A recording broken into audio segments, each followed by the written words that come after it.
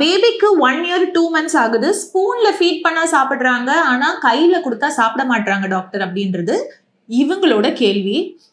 இதுக்கு என்ன பண்ணலாம் அப்படின்னு யோசிச்சிங்கன்னா, ஃபர்ஸ்ட் ஆஃப் ஆல் 1 வயசு ஆகிற குழந்தை ஏன் ஸ்பூன்ல மட்டும் தான் சாப்பிடுது? ஏன்னா நம்ம பழக்கப்படுத்துறதுனால. அப்ப நீங்க அதே மாதிரி பழக்கப்படுத்திட்டு திடீர்னு கையில கொடுத்தா சாப்பிட மாட்டேங்குது.